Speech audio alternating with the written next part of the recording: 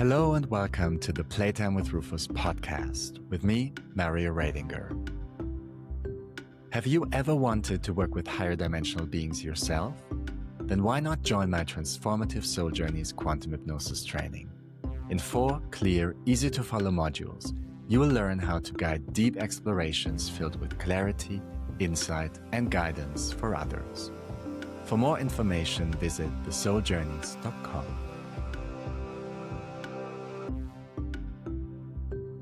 Welcome to episode 12 of Playtime with Rufus, a spiritual and metaphysical podcast unlike any other. I'm your host, Mario, and I'm so glad you're here in this first episode of 2026. If you consider yourself coded by the official Gregorian calendar in any way, Happy New Year. I hope you had a great start, and we are kicking things off with a bit of an irregularity today. You may have already guessed from the title, this episode interrupts our agenda, but in the best way possible. At the time of this session, we had not fully formed the idea of the podcast yet, and this episode reflects that. Emily and I paused the planned progression to revisit earlier material before continuing with the mental layer, almost like an informal Q&A. And as you know by now is often the case with Rufus, those questions didn't stay contained. They naturally expanded into fascinating metaphysical explorations, leading straight back into the heart of the emotional layer. For example, you'll hear Rufus talk about love today in a way that might surprise you. Not as one emotion among many, but as the underlying frequency behind every emotional experience, such as anger, guilt, fear, and even indifference. From there, the episode moves into territory that may be a bit challenging for some listeners out there. We touch on avatars whose behavior is guided more by instinct and internal resonance than by empathy or social conditioning, including perspectives on psychopathy and sociopathy. But regardless of the making of your emotional layer, Rufus explains why loving the game itself is not only the minimum requirement for playing Earth, but also the common thread that connects all avatars to one another, even when they claim to hate it here. The conversation then expands beyond living one lifetime. Rufus explains the relationship between player and avatar in the context of reincarnation, how multiple lifetimes can coexist, and what happens to an avatar's personality when it leaves the game. Concepts like past life regression and higher self-guidance are placed into a much larger and surprisingly practical framework that offers a new perspective on lived experience. Along the way, we also learn something about Rufus's own incarnation history in the Earthian playtime and how the various aspects of Rufus work together behind the scenes during these conversations. Even if this episode is not part of the agenda per se, it is all about uncovering surprising perspectives, stretching rigid ideas, and inviting a bit more compassion and curiosity into how we perceive and navigate this experience called life. If you're enjoying Playtime with Rufus, please remember to like, share, comment, and subscribe so these conversations can reach as many avatars as possible. Thank you for your support, and thank you for coming along with us on this ride. We're actually planning a future Q&A episode with you, our listeners, where we will bring your questions directly to Rufus. So if there's something you would like clarified or explored, feel free to leave your questions in the comments, okay? But now buckle up and enjoy the ride. This is episode 12 of Playtime with Rufus, where higher wisdom meets human curiosity.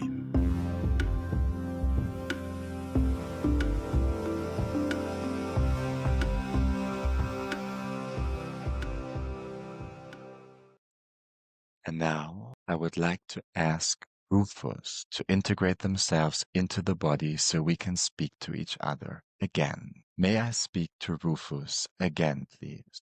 Yes. Hi and welcome. Hi, Mario. Here we come. Welcome back, I should Well, say. thank you. It's nice to speak to you again. It's been a while. Has it? It is nice to speak to you as well. Well, at least on our plane. I assume on yours it's a bit different. Yes, it is. Is it? All right. Emily and I were both excited to dive back into the project. And today we have a couple questions we would like to ask you. Good. This probably means that we'll have to pause our usual agenda, but in any case, I know it will enrich the material we already collected. Yeah, surely it will. All right, then let's begin with Emily's question. She was wondering regarding the emotional layer, whether love is the emotion we all start out with when we incarnate onto this plane, and how the other emotions sort of grow out of that. Yeah, let's begin with that part. Yes, this is actually correct. When you come to incarnate in that realm or any actually physical realm, as you may call them, you are coming with the energy or emotional layer, if we may say that you are composed in a vehicle called the body, which will be definitely resonating with the frequency of love. So, yes, in that term, this is correct that when you are coming here in your Earthian playtime, you are carrying the energy of love, which is a very, very, very vast energy and frequency that can be then giving birth to any other, but that would be rooted in the same frequency. Let's say you can come and experience different way of expressing this love, the same way that you're coming and experimenting different way of expressing self. This is actually the same action per se. Does that make sense to you? It does. Okay, perfect. So, yes, in that sense, she is actually correct to believe that a non incarnated being is coming into an incarnation with a vibrational emotion, if we may say, or call it that way, expression of love as in general, as in mega super grouped love that will then be able to experience and experiment itself through emotional layers that will give birth to many, many, many, many different emotions, but that will still be regrouped into that huge group that you call love. I see. To what extent is the emotional layer developed when a player enters the avatar? Infinite extent, actually, because it can experience and express the initial emotion or initial vibrational frequency. It doesn't matter how you call it, but basically the original one that we will call love, because this is the most accurate definition we can find in your language.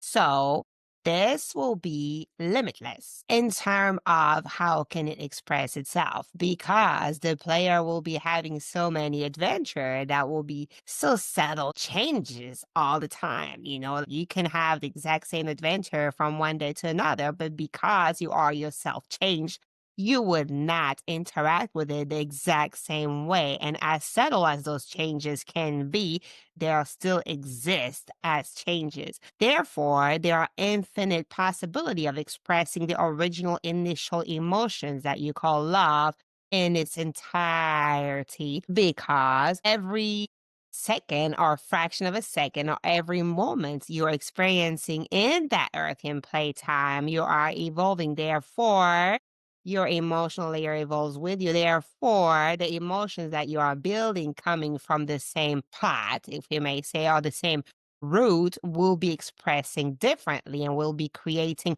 many, many, many, many, many different emotions. In that sense, it is limitless Right. You because mentioned. it can group, we will say, emotions under a same title, because you human loves titling stuff. So if you would group under a same title, let's say fear, or let's say anger or joy or bliss, or it doesn't matter what kind of group title you give it. Within that group, you will have different frequency of this group. You will have different level. You will have different intensity, different way of expressing that same emotion. Does that make sense? It does. A question. It does? It does. It makes sense, but I have a question. Yes. Okay. We established in an earlier session that there are somewhat basic emotions the same way they are basic colors, Yeah. correct?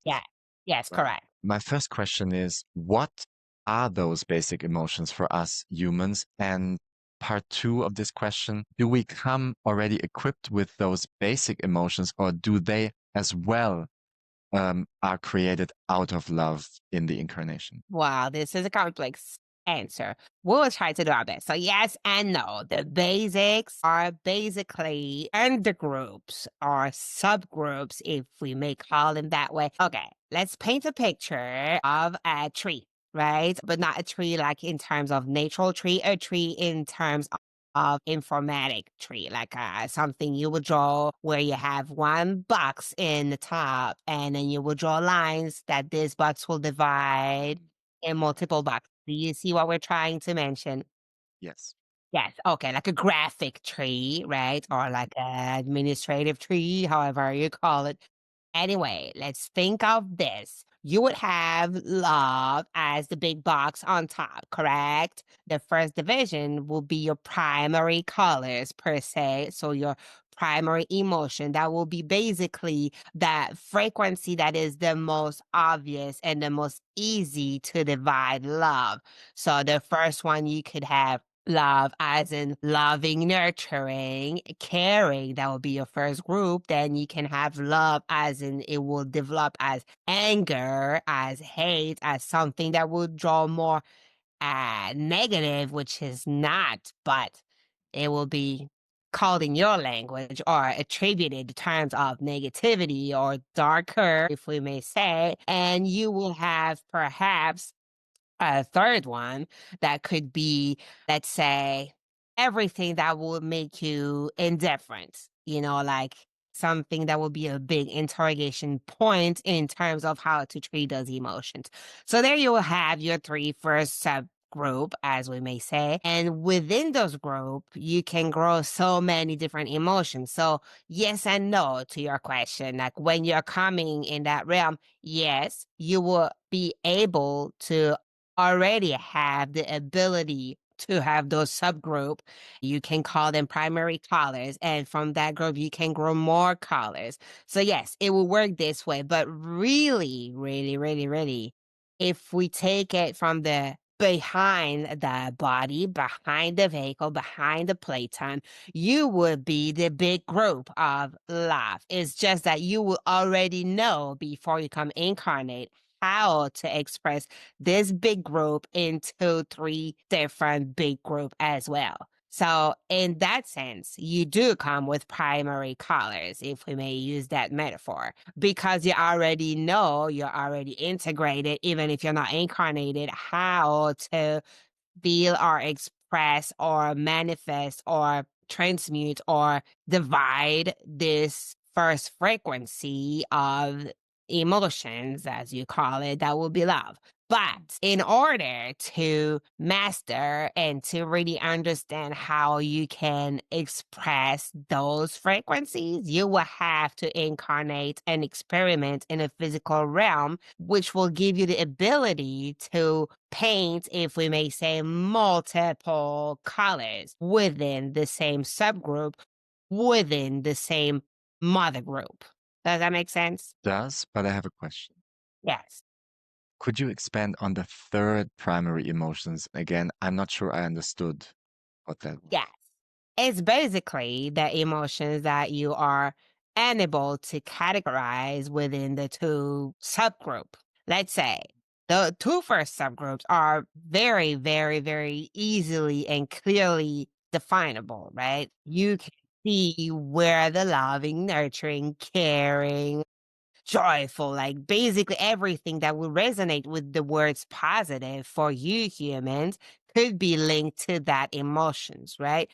And then you will have the other one that will be more heavy in terms of frequency, that will be more, let's say, in your own human word, dark, right?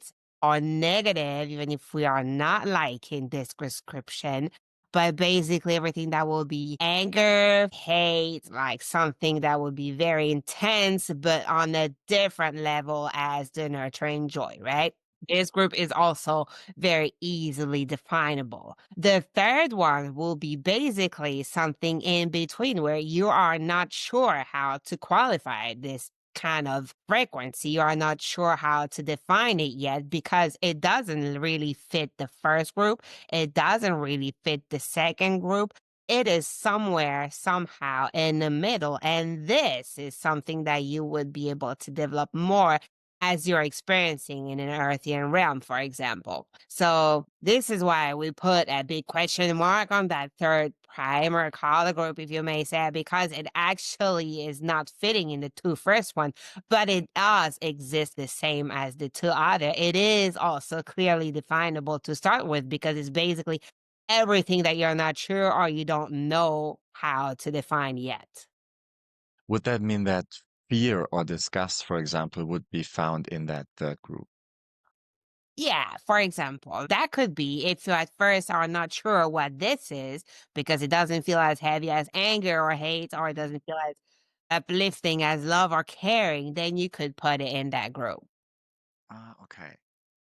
Basically, this group could actually be quite different from whoever is coming as well. We're not sure we're conveying this correctly. Let's say the first group that you could call a primary caller will be the one that you for sure know the frequency or the vibrational standpoint of these emotions could fit a group that will be apparently close to nurturing, loving, caring, right?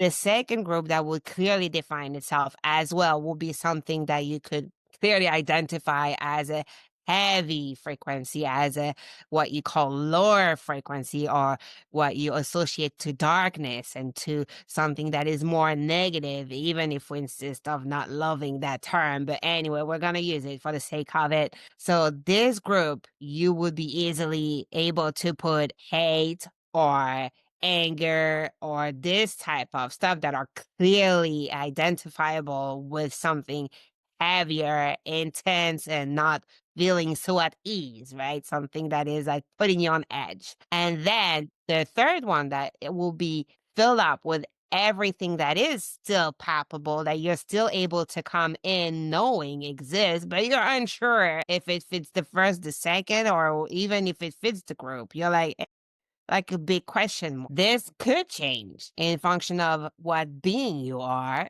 coming incarnating. You're able to identify the two group easily, but you will probably put other stuff or different stuff in your third group, depending on how you are made and what frequency you're made of and what type of non-incarnated being you are, right? Because remember, if we're taking it not to the first being, which is all there is, but to all beings that are already somehow like complex beings of energies, but that could stand in an identity that is not all there is, that is already an expression of that before they coming incarnate. Are you following? Yes. Okay. Well, these beings are already able to somehow identify emotions, and those will be your primary groups. But in order to clearly feel, experiment, identify, know what it means to have multiple emotions and being able to somehow experience those three subgroups, so the big group as it is, they will have to incarnate somehow. Not necessarily in Earthian realm. There are other realms that would also give them that experience of developing the emotional layer in a tangible, in a physical manner. That Earthian is definitely one of the best to do that. So this third group that they will be unsure of, that they will not necessarily know how to call, it will be just that's why we use the question mark, something that is like, oh, We acknowledge it's there. We know we can actually manifest it. We know we can actually differentiate it and know that it exists, that we are able to somehow feel and experience it, even if we're not incarnated. We're just not sure where it fits. Right. So in my mind, this would place love and anger on the end part, so to speak, of the emotional spectrum, and everything else somewhere in between.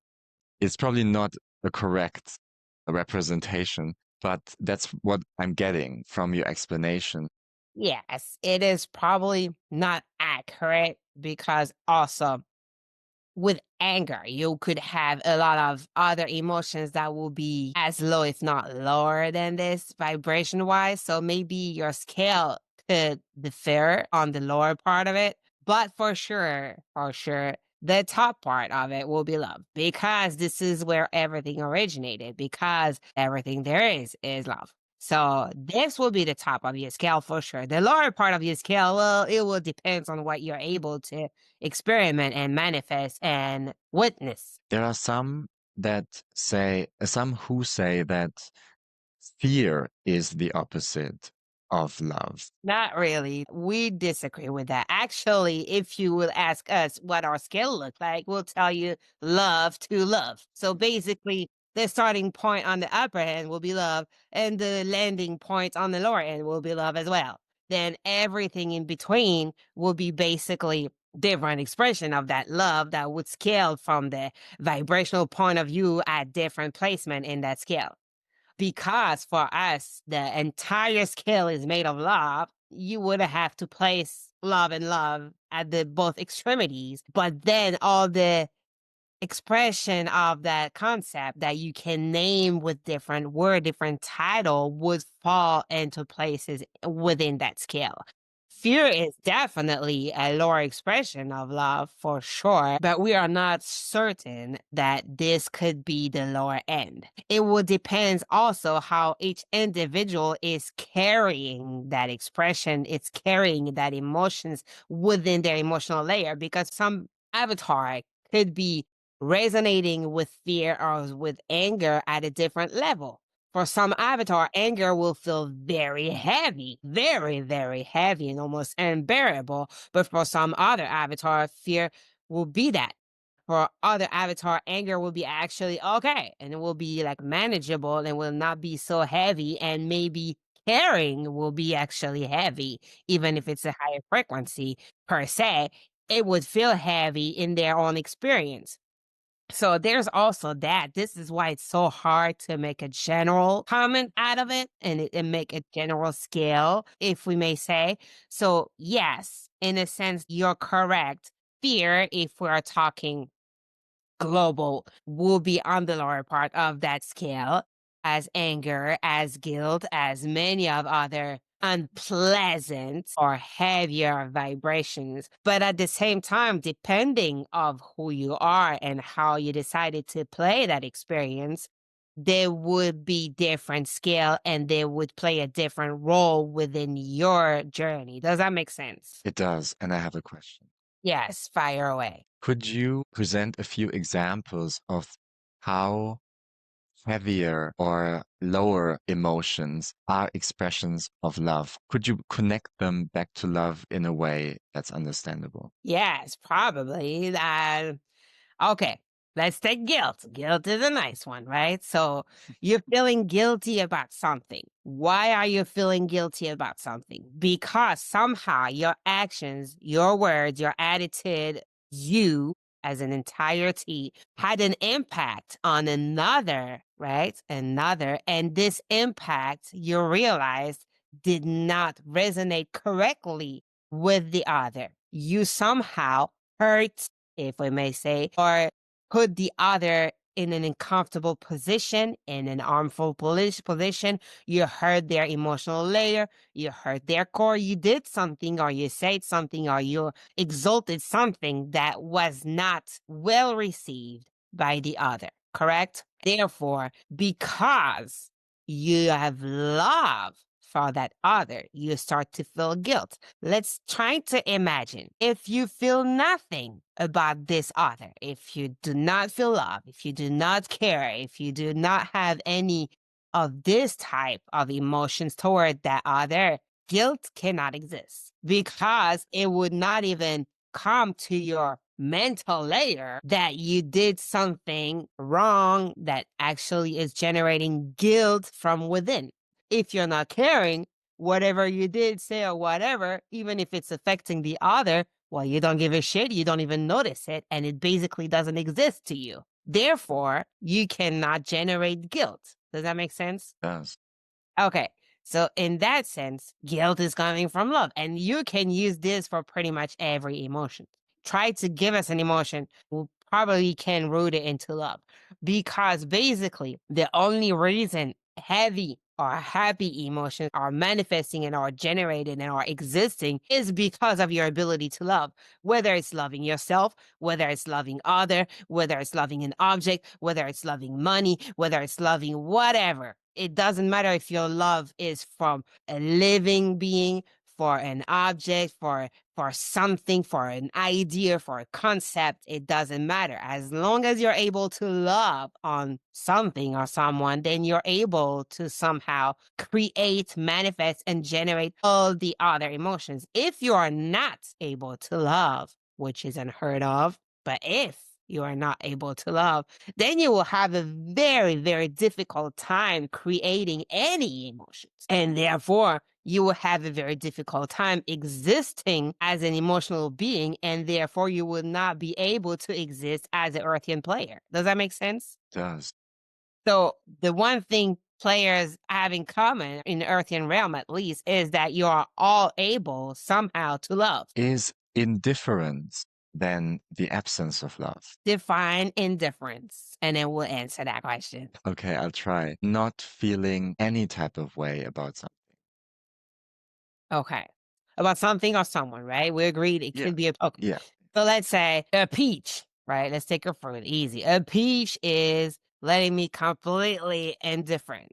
That means if this peach exists or not, it's completely not interfering with my being. Is that correct? This is why. Okay. Well, indifference for us will be in the question mark of the subgroup, will still be somehow linked to love. And this is probably why. If this is letting you indifferent, it means that somehow the love for yourself decided that this was not an information worth taking into consideration for your journey. Correct? Yes. So therefore, it is still somehow linked to love because your best interest or your experience or the love you have for this experience, the care for that experience or lead it or live it in a way that best suits you, decided that this peach, it doesn't matter if it exists or not. You're choosing to experiment a certain way that suits you, a certain way that you love, a certain way that you desire. So therefore, indifference somehow is still linked to that. Does that make sense? Yes. Yes. It's very complex. This is actually a pretty good one that you picked. It's very complex and it's very subtle, but it's extremely hard. And even for us, believe it or not, it's extremely hard to find a way to manifest or point something or acknowledge that it existed without linking it to love in terms of emotions. Right. We are not sure it's actually doable. We are not sure it's actually possible that an emotion exists without being rooted in love somehow, or without being the result of love somehow, whether it's directly or indirectly, like in the indifferent one. Somehow it has to be starting from love because otherwise you're unable to even decide that you're indifferent to something. Hmm. The question comes to mind. Yes. Most human beings are irritated by other human beings that could be classified in our framework as psychopaths or sociopaths. Could you speak about the emotional layout for avatars that fall into this group? Yes. Well, take any psychopath or sociopath, right? They are doing actions, they are taking actions, they are actually behaving in a way that would make them feel, whether they are able to verbalize or not, but make them resonate correctly with themselves. It's like, I'm a psychopath. If I want to kill, if I want to harass, if I want to do whatever kind of stuff that is categorized as evil or not appropriate in the Earthian playtime, it's because this is what makes me comfortable. This is what makes me exist as a player. This is what resonates with myself. So therefore, this is what resonates with the way I love myself and the way I'm playing this game. Hmm. You have to understand, every player that comes as an avatar, every Earthian, every human right now is existing in that realm because, as much as they don't like to agree with it, they are loving the experience. They are loving this avatar. They are loving being an avatar on the Earthian realm. Otherwise, they will already bounced. So if they are still in the game, it's because somehow, whether it's conscious or not, somehow they have love for the game. They have love for their own avatar. Therefore, they have love for their own life on Earth, correct? Okay, so no matter the profile of the avatar, no matter profile, the behavior, no matter what, if they are still playing, that means somehow they are loving something. Somehow they are able to feel love. We said before, it's not because you're feeling love that you're feeling love for each other, that you're feeling love for humans, animals, things. No, you may be able to feel love just for the game. You are in love with the game. You are loving this experience, then that's okay. You decide to kill everybody else that is playing because it makes you still love that experience because this is what you resonate with and what you chose to come doing, be it, but you're still loving. Right. We are aware that this could be very mind blowing or complicated to receive as an information, but you have to understand that every person you see around you, if they are able to play this game, that means they have to be able to love at least the game. Wow. You get it, right? Yeah, it makes sense. Okay. But I can imagine how some listeners or viewers would have to take a big step back to see Yeah. this as valid. Yes, we are aware of that. But if we are using a metaphor, okay, let's say you're playing Monopoly because this is the mainstream one. You're playing Monopoly. Okay. What are the reason you can play Monopoly? First, you love playing Monopoly for yourself, right? Second, you know that the person you're playing with love playing Monopoly, correct? And because you love those person, you're gonna play freaking Monopoly, correct? Okay. Or it could be another one. Your mommy asks you, if you're a kid, to go do chores. You hate doing chores. And therefore, you're going to decide to play Monopoly because you know you hate doing chores, which is linked to love, and you'd rather play Monopoly. So no matter how way you put it, there is love involved, correct? Same thing. Same thing with your Earthian, exactly the same thing. If you're playing Earthian experience, is because you love playing this experience, you love playing the Earthian game, or you are loving some of the other beings playing the Earthian game and you have to play along with them in order for them to be able to play, okay? Or you maybe have another possibility given to you that you hate even more and you're like, I might as well go play Earth, okay?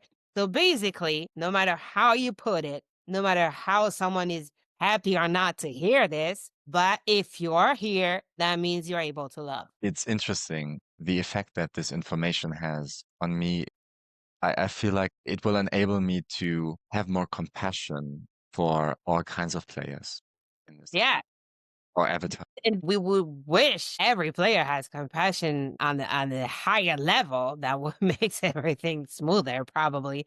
But at least if this is not possible to generate, at least maybe when people hear that, they can see and be in agreement if they are able to receive this information, of course, because they can totally choose to reject it, and this is fine. It's actually what this game is about.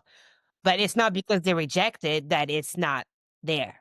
You know, we are trying to put some lights or give you a different perspective on this game because we are not involved just like you. So we have, let's say, the step back necessary to see it with a wider range or a wider perspective, per se. So therefore, when we're coming with this information, it's not to destabilize you, but just to somehow giving you a different eye on it, because we truly, sincerely believe that we are accurate saying that every living Earthian right now, so every avatar and every player is coming to play this game, has to have the ability to love.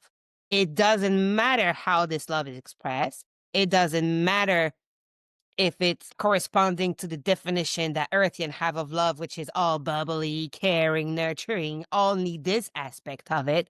This is not the only aspect of love that exists. And in terms of playing the game, if you are not able to be that emotions, if you're not able to have it within your energical body, within your code, within your frequency or vibration, it doesn't matter which word you use, then you're unable to come and play. It's just incompatible. It's almost like if you are saying, okay, I want to play a video game, but I don't have a computer or the glasses, or I don't have nothing that is actually, allowing me to play video game. I just want to play it, but I don't have anything that will allow me to play it. This is exactly the same. If you're telling players deciding to come into an avatar and say, well, I want to go play Earthian, but is unable to love, then basically it's like, you can't. No way. It's not happening. Okay. So what does that say about the players in non-physical? Are there some players who are not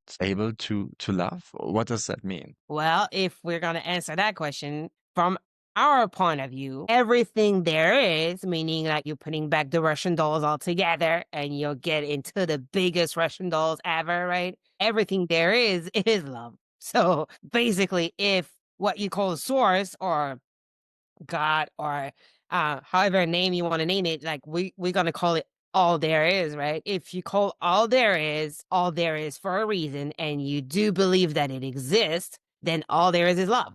This is the core of everything that you can dispatch and you can create or manifest or experiment, whatever. All there is self is made of love. So therefore, to answer your question, for where we stand, right? And we are addressing you as a collective, and we are addressing you as a not the biggest Russian dolls, and we believe you got this from now. So we are already expressions of self, but in our understanding of what we've been experimenting as a non-physical being, everything is love. So all there is love. So therefore, when you're asking a player that is not incarnated, is it possible that they are not able to love? From our point of view and our understanding, we would say no. Are we correct on this? We are not all there is as one to answer that question. We are already subdivision of it. So we could only speak from our understanding. Does that make sense? It does.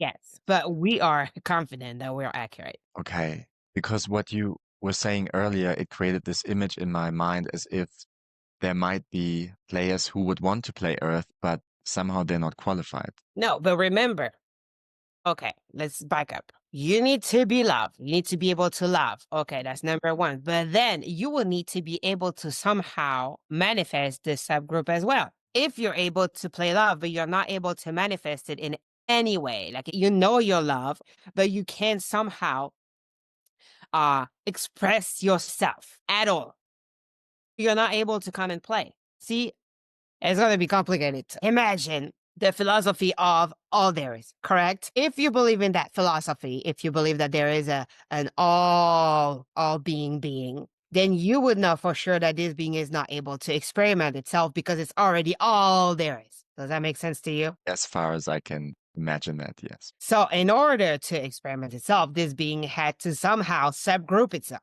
somehow, like create extension of itself, or like part of himself, or like whatever you want to call it, but like energy that will be able to somehow experiment for his entire self. Does that make sense? Yes. Okay.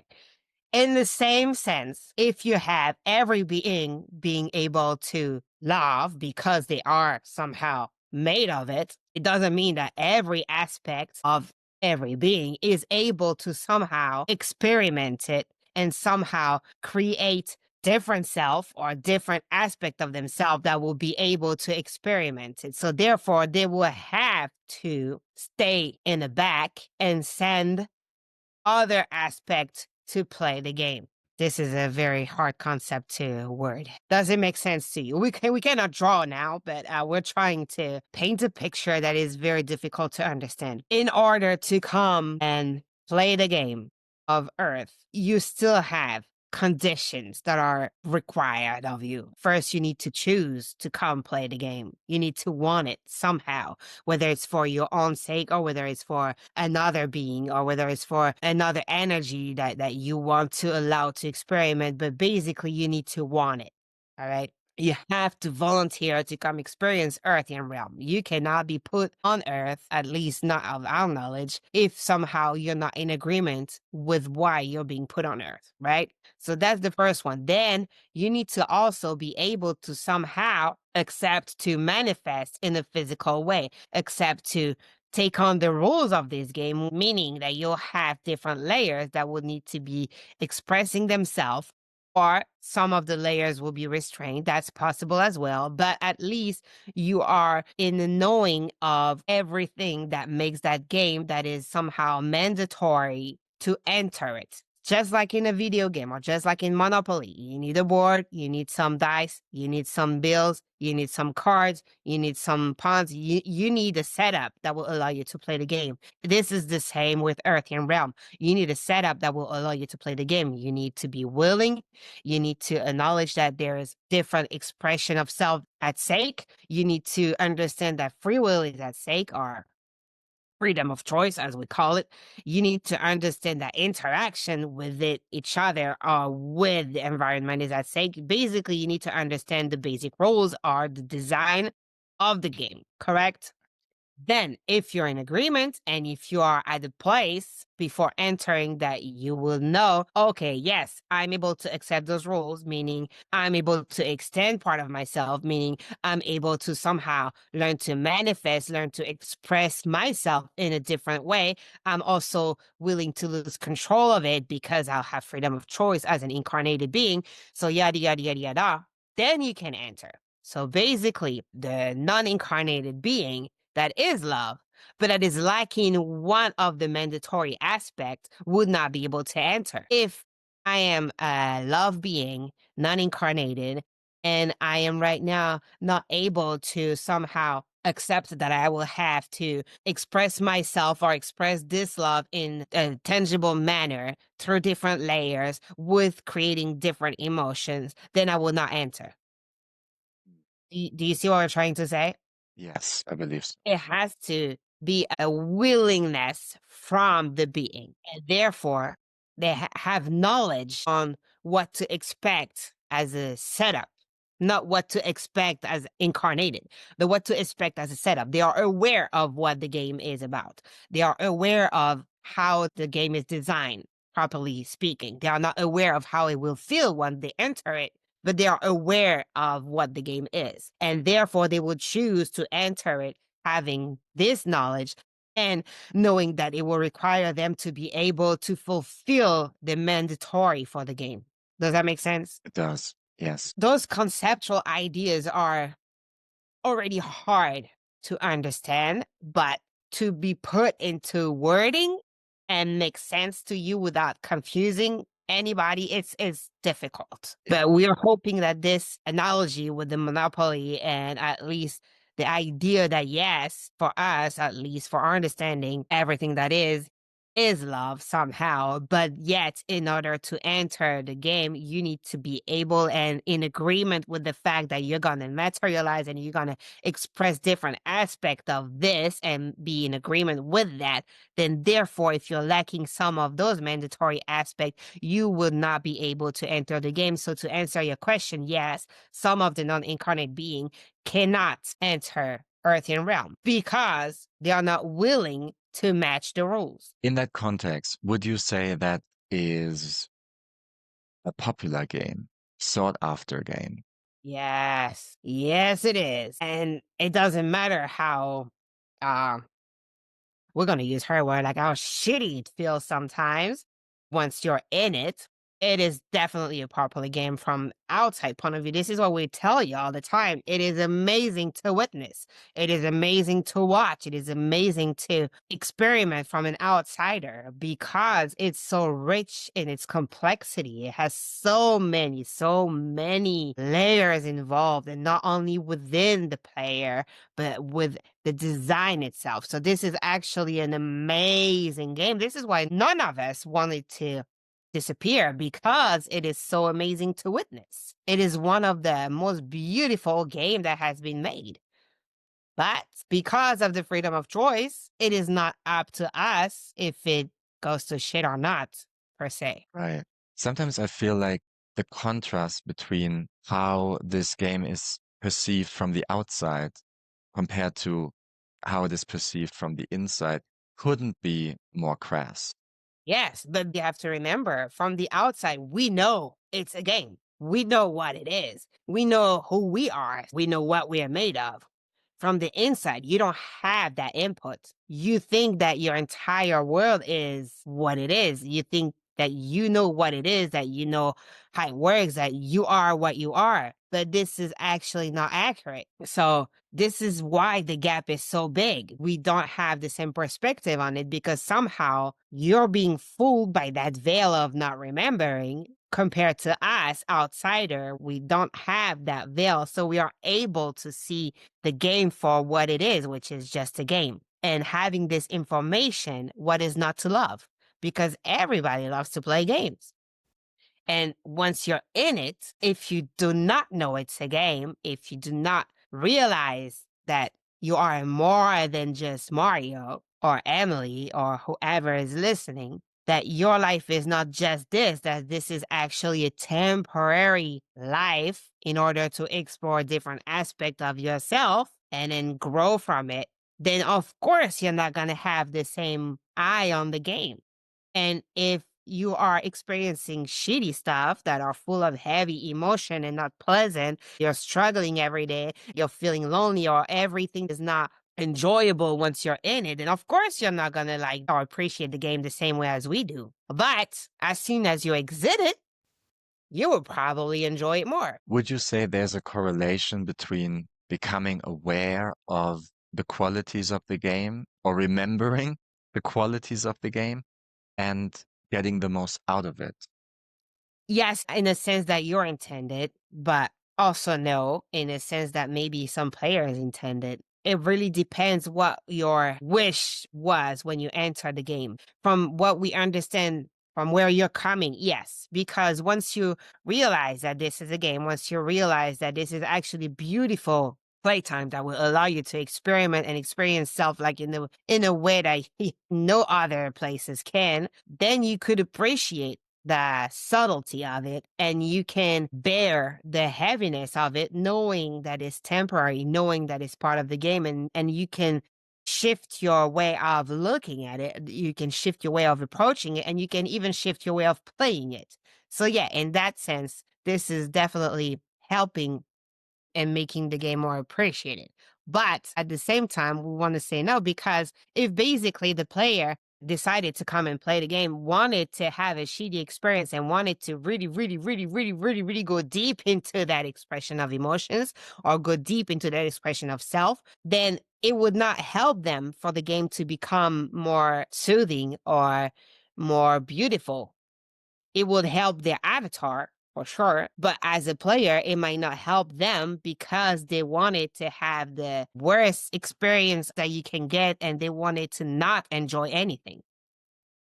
So it really depends, and this is why it's so complex because you have the desire and the wanting of the avatar once the player incarnated, but you also have the desire of the player. And if those two don't match, then whatever experience the avatar will have could satisfy the avatar and not satisfy the player, and vice versa. The best way is when you have a player that come in that Earthian realm with kind of an idea of what they would like to experience, but also willing to somehow surrender to freedom of choice and see where it takes them. This is like ideal as a setup because basically, no matter what the avatar is going to experience, it will allow the player to be satisfied with it and to be amazed with it. Does that make sense? Yeah, it Yeah. does. I work with a lot of people who are nudged by their higher selves. I should say, I work with a lot of avatars Yes. nudged by their players to find awareness, to increase their awareness and the quality of the game, and thereby raise their vibration. Yes. Are there cases as well, based on what you were just explaining, where awareness would actually not help the agenda of the player because the player wants the avatar to be very, very, very, very deep in Earthian stuff Yeah. and emotions? Absolutely. And Absolutely. Yes. would they then try to keep the avatar In a from direct. increasing awareness? Yes. Well, it's not that they will try to keep, it's just that they would not make any effort to come Okay. and guide or connect because it will defeat their purpose. See, when you have that higher self connection, when the player and the avatar are actually communicating consciously for the avatar, right? It is because somehow it's a mutual connection because it's mutual help. Let's say if I am your higher self, okay? And I see you going into a direction that is actually not at all what I wish for or what I wanted for you. And then I see that you are not enjoying it either, then at the time you're going to call upon me, I'm going to show. I'm going to show hard and I'm going to try to somehow communicate with you. And I'm going to try to make everything in my power to redirect you somehow into an experience that will be better for you, but also better for me. It's a common interest, right? Now, if I'm a player, I'm your higher self, you're my avatar, and you're having a hard time, but actually, this is exactly what I wanted to express. This is exactly what I wish to experiment. If you are calling upon me, I will show, of course, because I'm not a dick, so I will still show, but it would not be in my best interest to do everything in my power to somehow steer you in a different direction than the one attained by your choices. Does that make sense? It does. I will not interfere in order to make your life more difficult. This is not what I will do, but I would not somehow have a strong voice directing you into other set of choices. Does that make sense? Yes, I think this explains quite a lot. Yeah. So this connection is mutual. But remember, the player has a connection that is like non-conscious at all time with the avatar, but also is not allowed to interfere without the avatar wanting it, without the avatar being okay with it because of that freedom of choice rule. So for the player, its own agenda always trumps the well-being of the avatar. Yes. Basically, players can be completely fucked and have to come and play again if the avatar freedom of choice is taking a completely different direction. Right. But maybe when the avatar return as a player, everything that this avatar is carrying with it, matching and then, like converging with the player, is actually giving a different point of view of the player. The player is satisfied with the experience. Right. It happened as well. Okay. Maybe I'm digressing here a bit, but what is the more appropriate or correct concept that the avatar is like a tentacle of an octopus reaching in one direction and then retracting again? Or the avatar is like a child of the player that gets sent out into a world and then returns? We would say none because yeah, it's sorry, but the octopus, the tentacle, right, doesn't have freedom of choice. The tentacle somehow is guided and directed by the octopus itself. So the octopus steer the tentacles. The octopus decide what the tentacles do and where it goes and yada yada yada.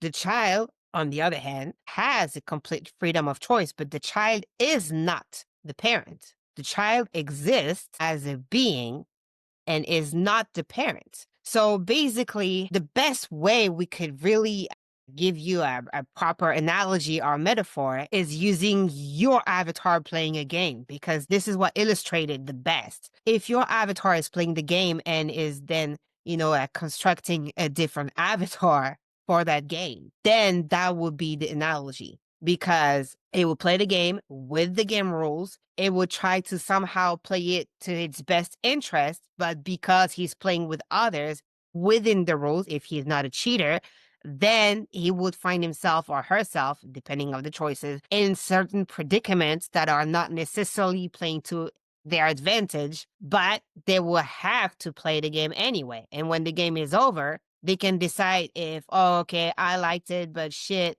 I did not expect it to be this way. I wanted it to go that way. I wish I had played it this way. Now I see I have a strategy that I didn't think of. Now, if we play again, I'm sure I'm going to put it that way. You see where we're going? Yes. This would be a more accurate comparison, illustration, or analogy or metaphor, if you want to call it. This would be more accurate than your octopus or the child. Okay. I'm about to play the devil's advocate again. Yes, please do. The video game analogy, right, that you just Yeah. described. I would still say that it's similar to the octopus because when I play a video game, I'm still controlling the avatar.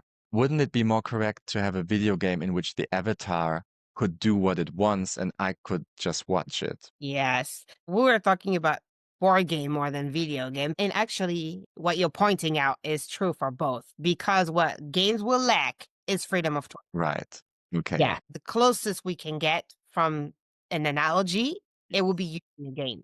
But there is nothing that exists like the Earthian playtime. This Earthian game is golden because it has freedom of choice.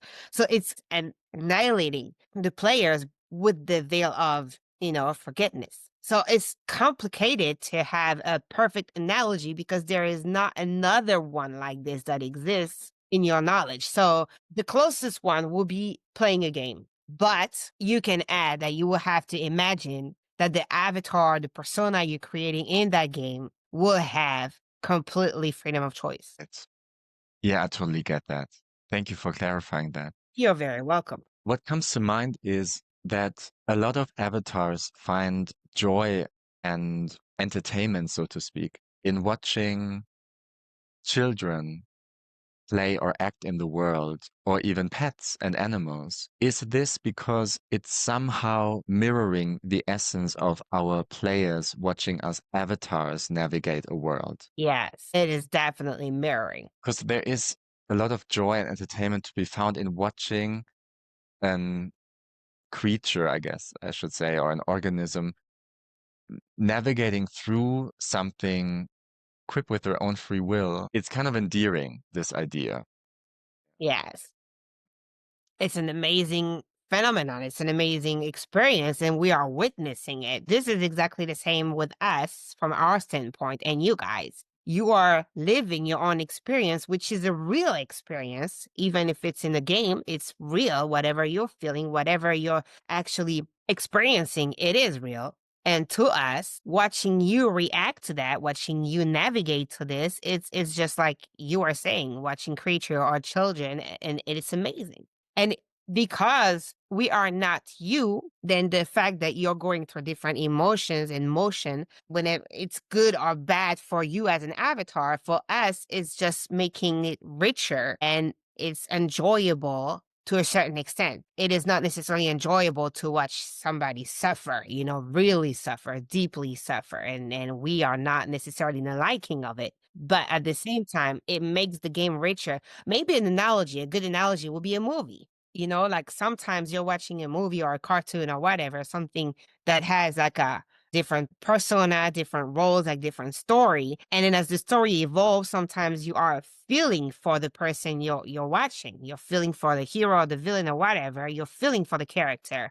And this is actually similar. It's like sometimes you don't feel good. You're watching it, you love watching it, even if you're not feeling good because you're empathizing with the character. But at the end of the movie, you'll be like, oh man, that was an amazing movie.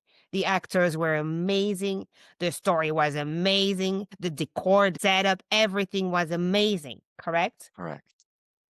So this could be also a good analogy from our standpoint. It could look like a movie. Yeah, it makes sense. And also, parent watching their child play in the garden, the parent would probably see their child is about to trip about something, and they would probably want to say like, no, no, no, no, no, don't do it, don't do it. But they kind of know that the child has to make their own experiences Yes. and they can just watch. In the end, they know it's fine because it kind of enriches the child's Yes. awareness. And we're going to push it further. And they know that at any given point, when the child get hurt, what the child does, he run back and call the parents, Right. right? And then the parents can interfere. This is exactly similar to higher self or guides or us from the outside. We will watch you. You would fall. You will get hurt. If and only if you call upon us for help, for nurturing, for healing, or whatever, we will show up. We will be there, just like the parents. But you will have to call on us. The child that is actually falling in the garden, if it falls and hurts, and then is like, yeah, whatever, I'll take it. I'm good with it. I'm going to keep on playing and don't ask for help, then help is not given. Help is not necessary. But if the child that has fallen is running and say, oh, mommy, daddy, or auntie, or whoever, I'm hurting. I need your help. Please help me. Then the parents will show. Yeah, that's beautiful. That's a great analogy. Yeah, so in that sense, your analogy of the kid and the parents will work. Right. And I guess, or it would actually be a question of mine. I was about to ask, what happens to the avatar or I should say, the consciousness, the energy inhabiting the avatar once the avatar's existence in the physical game is complete and ended? Well, the being that is actually inside the avatar, that's what you're talking about, right? Yes. The being just go back home. Go back home and it says like the game is over and then he can or she can or well, there is no he or she, but like for the sake of it, how you use it, like they can actually talk to whoever other being, share experiences and like analyze, if you may say, or basically take a moment to digest the information they just got and evolve from there. Some of the beings after playing on Earth needs to rest. They need to recover from what just happened because there was a lot of information given to them. They were not prepared to have that many and not prepared to have it as intensely as they just had. So they need to rest, regroup, recover, and digest, just the same as if you were an avatar, but on a different level. And then they can decide what is the next step for them, what is the next thing they're going to experience, how they're going to grow, how they have evolved. Is basically similar, but not similar. So it will really depend. And also, it will depend on what was the being to start with. It would depend on what level the being was. It would depend on what frequency or what degree of being it was. Because some of the being will play Earth and then come back and then regroup and then decide, okay, what I've done with this now, I need to experience this and that. I need to redo on this. I need to try and figure out this one because I missed it. And some of the beings are going to be like, yeah, I got this. I'm so happy with it. This is exactly what I wanted. Now I'm ready to move on. And boom, they go to the next step or evolution of beings. But it will really depend. It would depend on what was actually decided. And we have a veto on this. Some of the things we are not, we want to say allowed, or we are not willing at the time to discuss because it will alter a lot of the game and the knowledge and let's say, nature of evolution. And we are putting a veto on it. So we can discuss like the basics, but once you're on the other side, this is another topic.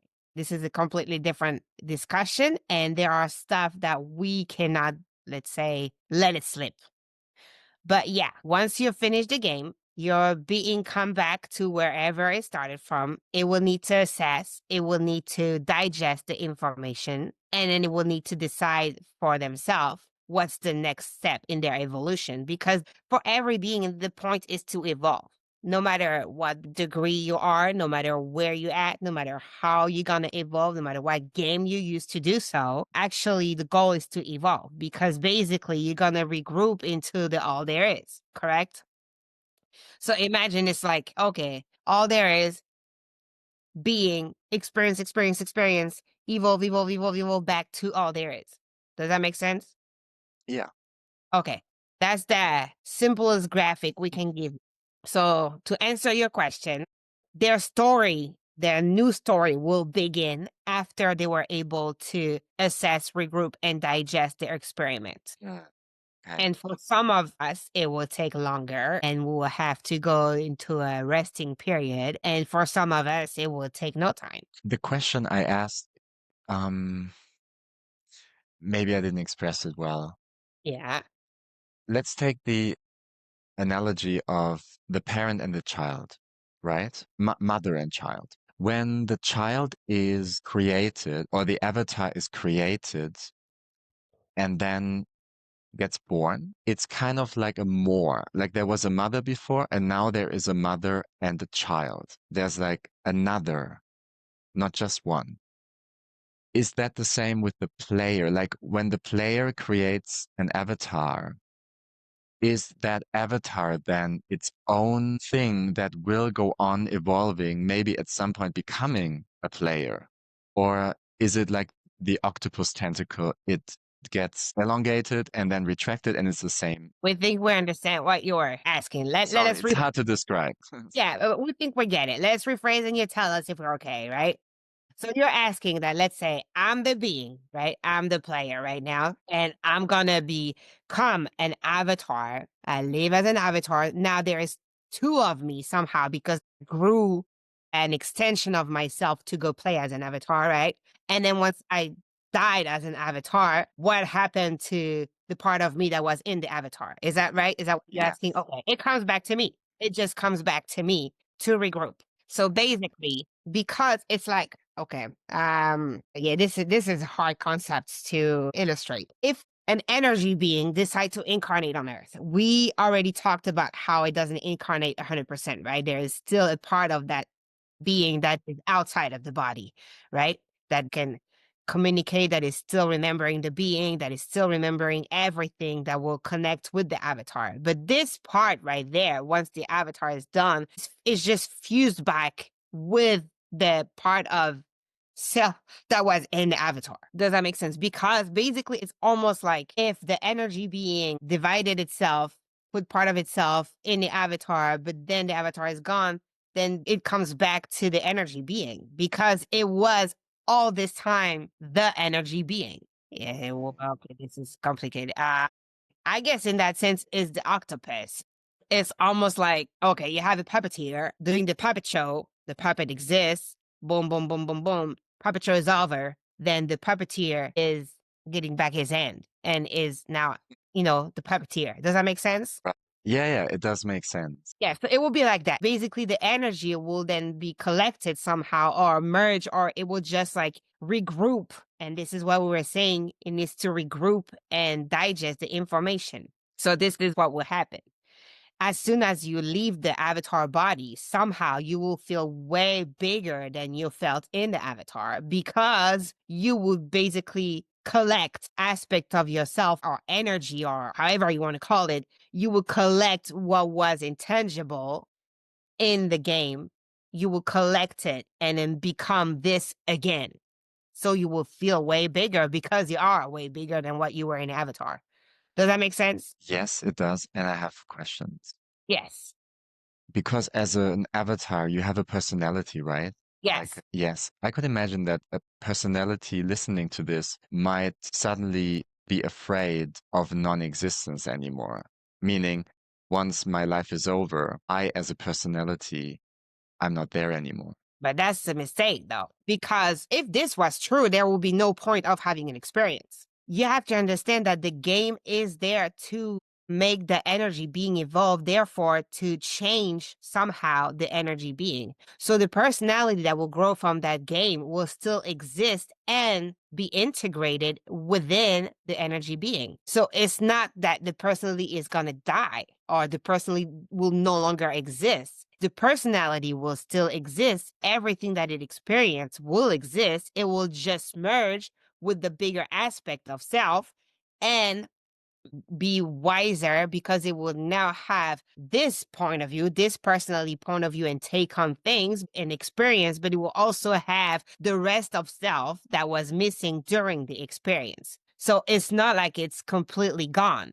It still exists. It is just added to the rest of a being, but it is existing as is. Does Okay, that make so yes, I believe so. Let's take a specific example like Mario. Okay, Yeah. I volunteer as an example. What Okay. happens to Mario when Mario's life is over? Does Mario feel like part of the bigger self?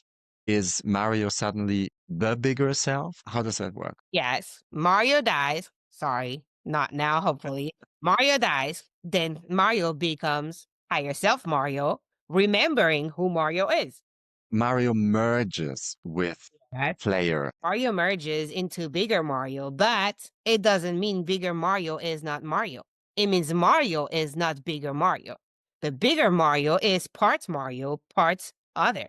Okay, Does so that make sense? yeah, it does. It just means that I believe we have it a bit wrong here because in my work, let's say I work with a client named Jane, right? Yeah. And then in quantum hypnosis session, Jane gets regressed to past life, quote unquote, right? And then we treat it as Jane's other life. But that's not true because Jane in the other life was maybe John. Yeah. And in essence, both lives, John and Jane's existences, are actually the players, Yes. right? Yes. Yes, Okay. and no. I You want to want end us here. to help you with that? Can Jane have many different lives? Or is that not possible because Jane only has one life? Okay. When I'm We're getting what you're asking, and we are thinking that there is a lot. We're gonna try to make it super short, but we're gonna have to cover some stuff. Okay, when you put the quote on marks, we like this because let's say what you call past life or whatever, what is known as past life is actually simultaneous life, right? Remember, no time, so therefore no before, no after, no future, everything happening at once. It's just once you're entering Earth, then you're with the concept of time. So then you can put chronological order in order for it to be more organized for yourself. That makes sense? yes, Okay. So therefore, from our standpoint, Jane, John, well, if they were part of the same player, let's say if the player incarnated as Jane, the player incarnated as John, having different experiences, so two different personality, two different existence as an Earthian being, right? And not as an energy being, but as an Earthian being, John existed, Jane existed. Now, John and Jane died, right? The part of the player that was John becomes bigger John. The part of the player that was Jane become bigger Jane, and they both merge with the player. So that means the player now had experienced John, had experienced Jane, regroup with them, so with himself, of course, but regroup with this aspect of self in order to digest the experience and what was acquired during that experience and evolve from now on. But Jane and John, personality or experience, are still part of that player now that it experienced it. Does that make sense? yeah, it does. Okay, so you could have like a player that will have like, let's say 500 different lives, if we may call it in Earthian realm, right? Or like, or 10 lives, it doesn't matter. I'm a player. I decided to go play Earthian and I decided I want to experience it with 10 different avatar, 10 different personalities at 10 different given time in Earthian time, right? On the time. Yeah. Then I will have those experience. I will play them. Each and every one of those avatar will be part of me each and every one of those avatar would be personality because of freedom of choice, of course, but each and every one of these avatar will somehow give me as a player experiences through them, through this game, through their experience in the game. And when their avatar is dead done, they will come back to me and we will become one, but I will acquire what their experience was about because somehow they allowed me to play it. But before they regroup, I'm only able to understand it from an outsider. Once they regroup, I will digest it as an lived experience because they were a part of me. Does that make sense? Yeah, it does. Okay. Definitely. So this is why when the body is dying and when the what you call soul is leaving the body in Earthian realm, the soul automatically feels bigger, feels like it comprehends more, feels like it has more of a plenitude, more of accomplishment because it no longer has limitation of the Earthian rules and the body. It becomes again fully the full energetic being that it's supposed to be. And it has whatever experience they just had on Earth, plus whatever the energy body is made of, or the being is made of. Are we making sense to you? It's Yes. the Russian doll is actually the best way of putting it is almost like the big Russian dolls had all the little Russian dolls within it, but the little Russian doll does not contain the big Russian doll, correct? Yeah. Okay, then the player being the big Russian dolls, the avatar as many as they can be, or the personality as many as they can be that did exist because the small Russian doll do exist, they will be now contained in the big Russian dolls and be one with it. It's But it doesn't mean that they are not existing because if you crack open the big Russian dolls, you'll still find the other Russian dolls in it. Does that make sense? Yes, it does. Okay. Thank you. And the player send out Jane again into another playtime. Yes. Why not? Oh. The player is completely in control on how they want to play the game, right? Before they play it. So this is what when they are choosing to play a game, they are choosing to incarnate here on Earth on any other playtime, or they are choosing an experience for themselves, depending on the level they're at, then they can choose what aspect of them is going to play the game. They can choose what they send to play the game because it's volunteer. They can they can somehow we don't want to talk in personage, but if we were using personage, they can choose what person of themselves they're sending and what aspect of themselves they're sending to play it. So in that sense, if I'm the player, I have Jane as an experience and I want to play with Jane again because I freaking love what Jane experienced and I feel like she has the set and tools that I want to acquire this new experiment in this new game, I can totally send Jane again. But, if it's in another playtime or if it's a different time within the Earthian playtime, it could become a different person because even if I send this Jane of me to play, this Jane of me now has freedom of choice and will not be born with the same circumstances, will not grow the same tools, will not have the same experience as Jane did have, and therefore would not be Jane. So when this new Jane dies, it will become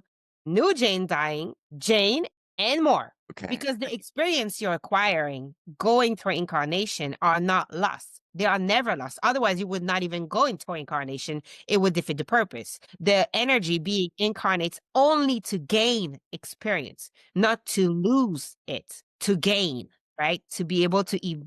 So therefore, it doesn't matter how many aspects of themselves they are sending. It doesn't matter how many times that same aspect of themselves will play.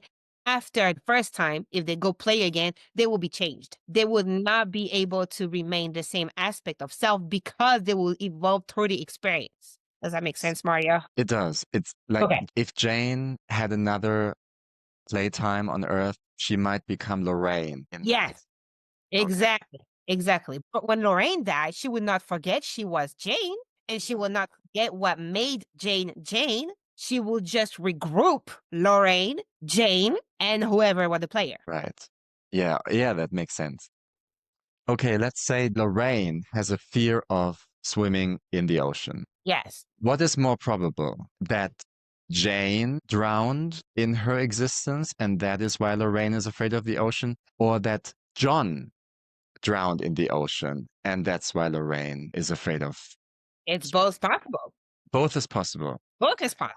Of course, because they both share the same player. Basically, they are both the same. They're just different expression of the same self. And therefore, their records, if we may use it, their experience is recorded, and the recording of this experience can actually influence somehow the aspect of self if they choose to carry it. Hmm.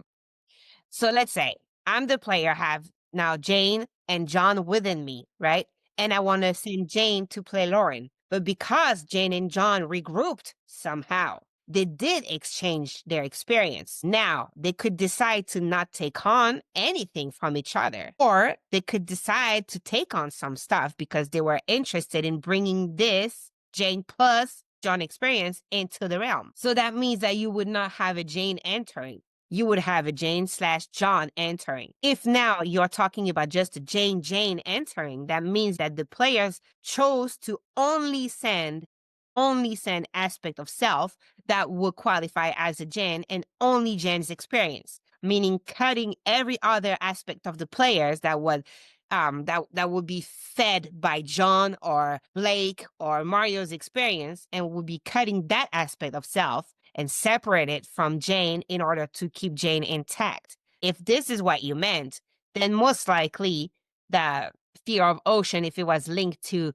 Jane's life, will be Jane and not John, Mario, Blake. But if the players decided to send Jane, but the new version of Jane, me being the one after regrouping, it is highly possible that it carries other aspects of the player as well. And the player has complete control over the exact configuration. Yeah. Okay. If they choose to play with this aspect. Because if the player chooses to play with just like the player aspect, let's say I'm the player, I regrouped, I had Mario, Blake, John, and Jane, right? I regroup with them, and then I want to go play as Lauren, but I, as a player, want to go play as Lauren, meaning I, player plus Jane, John, Blake, Mario, want to go play as Lauren. Ooh, okay. All of our combined experiences make the player the new player, right? I evolved, I grew from these experiences, and I am now a different being. Well, this different being is going to go play as Lauren. So this different being carry all of the experiences that fed me and allowed me to evolve.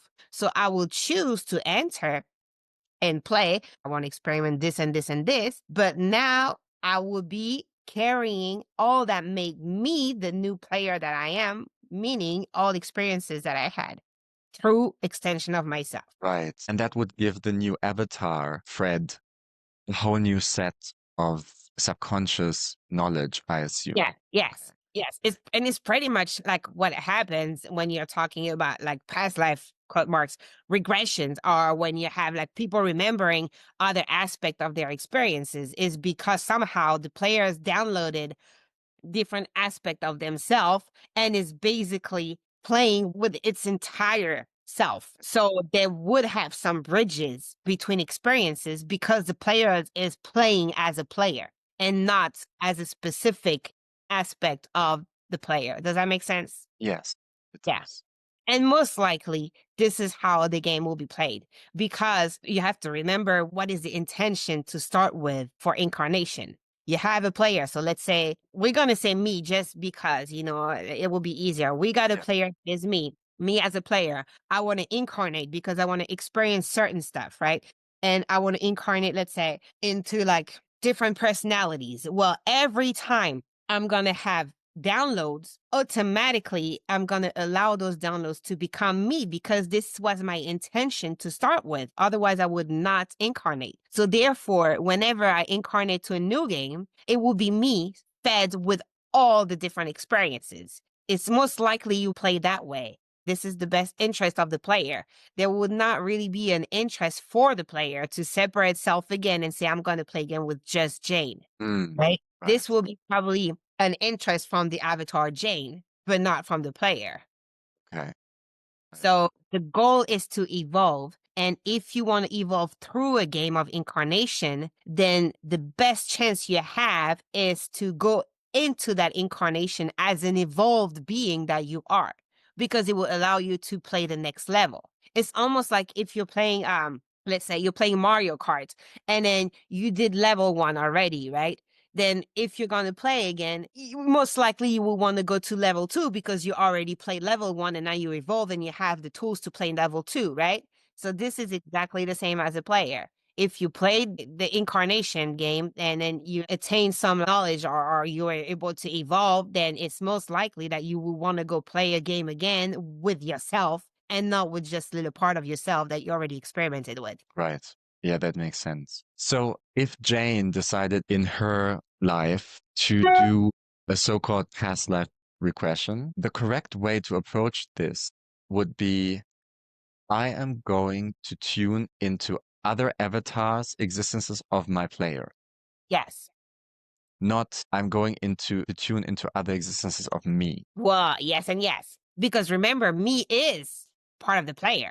Like the avatar is part of the player. So yes, she could say, because me, as in Jane, is also the player. Jane is Just not Jane. still me, yeah, but Yeah. she is still me. So she could say, yeah, I'm gonna tap in into different aspect of me as a player, or she could say, I'm gonna tap it into different aspect of, well, she would translate it as different aspect of Jane, but this would not be really accurate for her in her mind. It will be accurate in our mind because we have the step back and we know that when she said Jane, she said me. But for her, if she said I will have to tap into different aspect of me as Jane, then we will have to correct her and say, no, you will have to tap in different aspect of you as me inside Jane. Yeah. Does that make sense? It does. Yeah. Okay. Because outside of this game, this is the reverse. You are inside me. Yeah. The Okay. Russian dawn. Yes, it's inverted in the incarnation from Jane's point of view, because me inside her. Yeah. Does that make sense? It does. Okay. So Okay. basically, when you tap into what called past life regression, it will be probably more accurate to say alternative or simultaneous experience of self. Mhm. But again, the problem with that is that the concept would require that the person hearing the concept has already the right perspective on it and has Yeah. all the knowledge that we are just talking about prior to hearing that concept. So this is probably why it's easier from a human point of view that would not have this perception of things. When they say past life regression, somehow they understand, hey, it was me who experienced something in the past that would probably code for my life now, which is not 100% accurate per se, but which will do within the Earthian playtime. Yeah. Like you said, it has to resonate with the understanding of the Yes, individual. yes. And And this is why we have to talk about frame of reference and we have to define when we use wording all the time, because like we said before, no matter what wording you're using for each and every one, it might be a different stuff implied. So yes. we need to clear off and make sure that we're on the same page and we know what we're talking about, conceptualize, then we can decide if the wording is correct or not. So, from our understanding, what avatars understand when we mention past life regression is kind of correct, or at least close to what we call our reality. But if you ask us, then we will tell you, no, this is not at all what it is. It's two different things. Yes, totally. And I assume that the most important aspect of those types of regressions is the informational value that comes through. And that is probably not dependent on whether someone calls it past life regression or parallel life tune in or something Yeah. like that. Yes, this is basically the catcher. The phrase you mentioned, like past life regression, is what's going to caught the avatar eyes, and that will be, oh, yes, I need to go there because they feel like something needs to be explored, right? But then once they go through it, the emotions that are coming out of it, because remember, emotions cannot be fake to start with. Like we're talking about real emotion. They can be portrayed, they can be transmuted, they can evolve, they can be acted, but they cannot be fake when they are under. We're talking because consciously, if you're in beta, probably you can play them, on the screen. So you can probably fake them to a certain extent. But when you're in alpha mode or theta mode, in order for your body to be able to embody emotions and then like draw tears of laughter or convulse or have like muscle spasm or all kind of stuff, the emotions will have to feel real for you at the moment you're receiving it. Therefore, when they are doing this type of experience, the goal is not to know if it was a past life or future life or alternative life or simultaneous life or whatever. Actual intention behind it is to remind the subject that there is some emotions that they thought were buried or unknown or non-existing that are actually being downloaded by their bigger self, and therefore that can serve them if they choose to tap into and if they are ready to understand it and relieve it somehow and take them for themselves in this avatar realm to be able to evolve and have a better suiting experience. So this is what the intention is really what it is. It doesn't matter if the stories actually feel real or not. What we want to get out of it is what will serve the subject to be able to continue their game the best way possible for them. And most of the time, the emotional layers and the mental layers together, that's the two layers that will somehow trigger physical issue or manifesting issue in the Earthian realm. So when you do this type of work, this is what you want to go fish. You want to go fish in the emotional layers and then get the mental layer to acknowledge it, translate it, and accept it and digest it into the physicality of the game. Does that make sense? It does. Yes. Yeah. This is what those are for. So we don't really care about the wording as long as you and we know and could come to an agreement that this is not really past life, because what is important in that is what you extract from those sessions. Right. So let's say Jane has a quote unquote self-regression. In this experience, gets present or she lives through an emotion that John experienced at another point of the timeline. Let's say Jane is now 21st century, John was 17th century. She taps into an emotion that John experienced, and that is because the player wants Jane to experience that emotion, John's emotion, to give her a nudge into a certain direction. Yes, it could. Well, yes. But from different reasons. Let's say if Jane somehow managed to convince herself that this emotions is tied up to her own choices as Jane and to her own experience as Jane, then maybe the player is choosing to connect the John aspect that will have a different life, that will be in Jane's eyes in the past, and that will be therefore understood by Jane mental layers as not Jane, in order for Jane's emotional layer to separate from that emotion, knowing it's not hers to carry anymore because it's not her own experience. Does that make sense? Yes.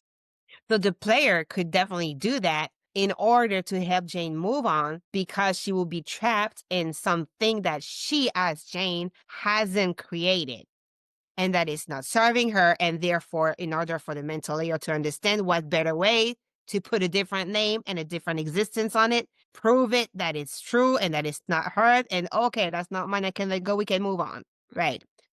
Or maybe it's the contrary. Maybe it's actually Jane having an issue generating an emotions that is lacking to be able to continue in this experience and be profitable for her. So in order to do that and to generate that emotion, maybe the player is showing John's life to Jane, as her own past life, quote marks, in order for her to be able to recognize a new emotions that she did not know she could generate and be able to tap into this going further, because she now will have relieve it, even if it was through John's story, but she will have relieve it within her own physicality, her own physical body, her own mental body, because she'll be able to consciously listen, witness, and digest this information. And then she'll be able to create that emotion again when she needs it on her experience. Does that make sense? Yes. So it could be used to either cut the emotion and then make the subject realize it's not there, or to the contrary, generate the emotion and give the subject a hand on how it feels like to have that emotion in order to go on. Yeah. Well, thank you so much. That's super helpful. You're welcome. Another type of question. Yeah.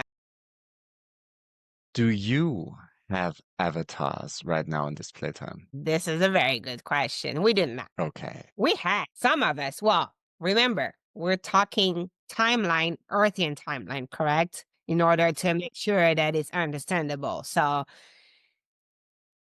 in your Earthian realm, we do not. Does that make Okay. sense? Yes. So on our timeline right now, there are no avatars, but in the past of our timeline, there have been. Yes, and in the future of your timeline as well. Okay. Can you place your quote unquote past avatars on our timeline? The most Yeah, recent one? we could. But what would it be good for? Just out of interest, like what time of the Earthian playtime you actually experience as an avatar? Well, some aspect of us experience many of them. We had been in what you call the Middle Age. We have been in what you call the Cold War. We have been in what you call the Glorious 30. We have been in what you call like 50 years ago. Okay, see. That's very interesting. It's just a curiosity. Thank you. Yeah, you're welcome. And Rufus is actually a collection of being, right? You call it a collective, but a collection of beings. So some of us, some aspect of this collection of beings have been and will be incarnated. Some aspect of us haven't been and will not be incarnated. We are going to precise. We are made of different degree of what you call frequency as well. So we are not a homogeneous frequency speaker. We are composed, if we may say, of different type of energy that will be in your human mind scale or ranked within a different level of we don't know how consciousness. Yeah, like density, for Yes, example. yeah. In our own beingness, all of us are at different level of growth. Right. If that makes sense. So some of us you would find on your Earthian playtime. Some of us you would not find because we are beyond the need of incarnating in Earthian playtime. Right. It But doesn't mean because that we're not incarnating somewhere else. yeah, okay. Right. But because you're all one, you kind of all have access to the experience and knowledge Yeah. that those who actually incarnated here bring back to you. Yes, we do. We're regrouping and then we are mingling in because we want to share our information in order to be helpful. Okay, this is another subject, but we can tap into it a little bit.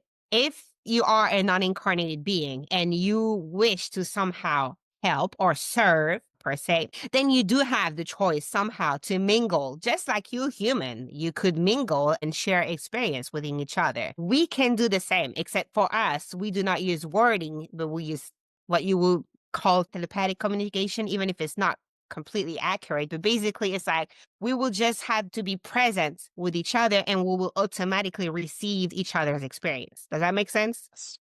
Okay.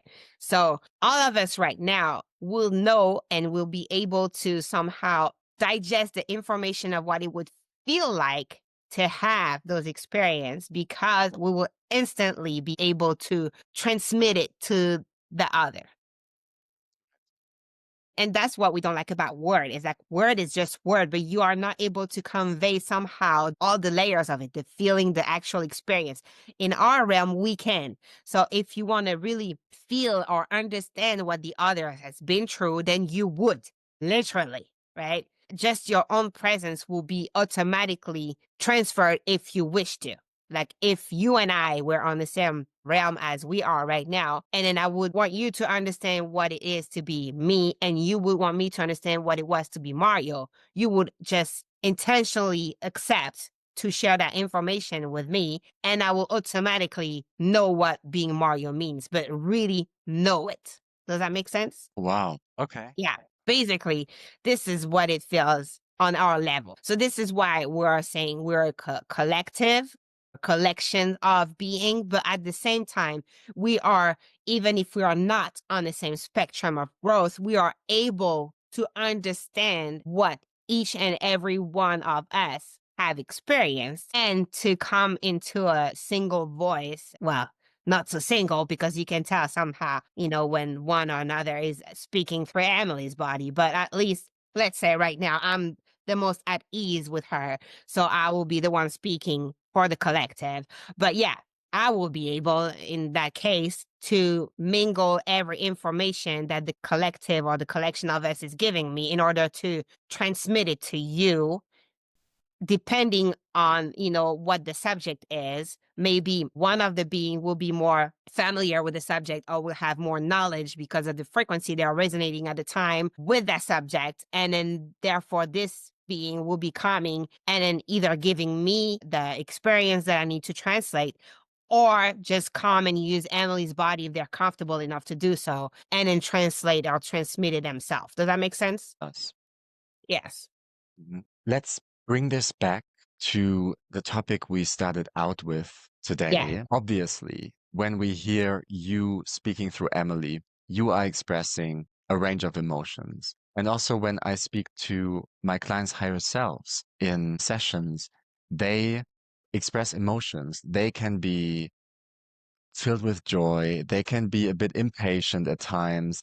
Well, anger, not really, but maybe a bit frustrated, I should say. Is this because they're speaking through an avatar that has this emotional range available, or do you, on your plane, also experience emotions? It will be both. Let's say if we are speaking through Emily right now, it will be very difficult for us to convey certain emotions if she hasn't experienced it, just because we are speaking through her body. The same way as it will be difficult for us to use vocabulary in terms of words that she hasn't heard at least once. Yeah.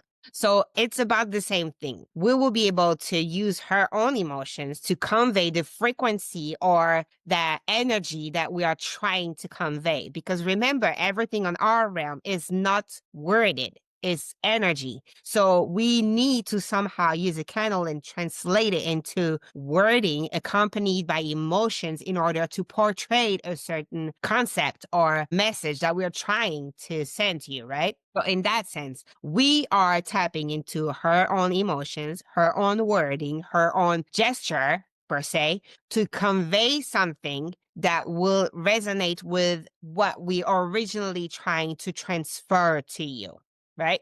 But on our end, because of our experiences, because of everything that we gathered, because of where we at on the spectrum of evolution of what consciousness or beingness, we are able to understand emotions and to convey emotions ourselves. It will just be different because, let's say, if some of us will have to convey sadness, we would not express it by tears. If one of us is sad, then being in the presence of the other and wants to share the feeling of sadness, it will be instant as long as they intended to share it. No tears needed, no convulsion needed, just the general way of being that is attached to that emotion will be felt. So in that sense, yes, we do have emotion because through experience, we understand what they are and we were able to somehow,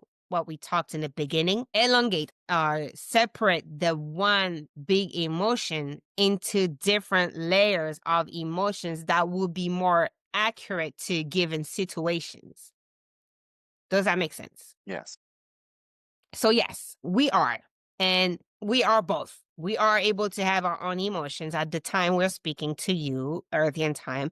And we are able to also tap into the subject that we're speaking through emotions as well. But the one thing we will not be able is, let's say, if we would convey an emotion that Emily's body would not be able to understand, this will not be able to be conveyed properly. Right.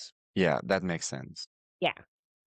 just because her vehicle would not find a way to translate into physicality what we're trying to give her as an energy. Right. You just mentioned that this applies to the vocabulary as well, correct? Yeah. And you said that she would have to have heard a word at least once. Yes. Even if she doesn't remember the word consciously, Right. it's registered somewhere. Okay. Does it mean that in order to expand her vocabulary, to give you more to play with, she could basically speed read through a book and all of it would be somehow saved on her hard Yes. drive, so to speak? Yeah. Somehow. Yeah. Okay. And she wouldn't even have to consciously read the text. She would just have to glance over it. No. First, once she hear it, it will have to be conscious effort. Okay. But let's say she read a page consciously. It has like words that she never heard before. And then 2 years later, she don't hear those words again. We'll be able to tap into it. Okay. Would she need to be aware of the meaning of the word? Or is it enough that you know the meaning? When we say consciously, we like to emphasize that it means the information needs to be digested. Okay. Does that make sense? Yeah, it does. Yeah. It's very interesting. Thank you for answering that question. You're welcome. Wow, that was a lot today. Thank you so much for sharing all this information with us. You're very welcome. I believe that is a nice moment or a good opportunity to close today's journey. And I believe that we will have better flow or rhythm of sessions now. A lot of events have taken place and we can now go back into our usual weekly rhythm. Well, remember, this is for you because for us, it doesn't matter weekly, bi-weekly, monthly. It's pretty much the same. Right. Time is Earthian, Mario. And we know it's hard to keep in mind, but it is Earthian for sure. No, I think I get it. Well, as much as my human brain is able to. So for you, basically, it's like you're visiting, you walk through the door, Yes. we speak, we say goodbye, you walk out of the door, and the next moment the door opens again and you come in again. While for us, a week has passed between your We know that. visits. Is that a correct analogy? Yes, it could be a correct analogy. How are we going to convey this? We're going to try to convey it because, like, remember, we are using her body. So we need to make sure she is also able to not resist the information. But basically, what you say is correct in the sense that for you, if you're contacting us, we're showing up and then we're gone, and then you have a week or two that pass, then you feel like it's been a while. For us, we're coming, then we're going out of her body, but we're not going nowhere. We're just going out of her body. And then you're calling us again. We do not feel like a week has passed. We do not feel either like it's the next moment because we simply don't have any timeline. Right. Okay, I fell into that trap. Yeah. So it's really hard. This aspect of us, like me, I have been able to speak through bodies like more than once and not just Emily's bodies. This is probably why I'm comfortable also. But this is the one concept that somehow is very difficult to wire into a human vehicle just because it's hermetic to it, because the human vehicle has been made with a clock. It is on a timeline, period. Like all of it, whether it's your organs, whether it's your different layers, everything has a time. So when it comes to this, it's extremely complicated for the capacity of your brain that you're actually using for us player to be able to convey that concept. Because even if somehow you're able to understand it conceptually, right, that there is no time, if you want to try to put it into motion in example or imagine what it will be like, then you will hurt limitation because everything about you right now in that body, in that environment is made with a clock. So you would not be able to perceive clearly what it feels to not have time. And for us to convey is really difficult. So yes, we will not be waiting a week, but no, we would not be opening the door the next instant just because instant and week doesn't exist. Yeah. Well, thank you so much for trying to convey the concepts, Oh, you're very welcome. even though we're not designed to fully grasp. All right. Thank you, Rufus, so much. We will now let you go, so to speak. And Okay. I'm looking forward to speaking again next time. Stu. All right. I now ask all well-meaning, higher dimensional energies and beings, and of course, Rufus, to recede to where you usually reside, with much love and gratitude for the wealth of information you have shared with us.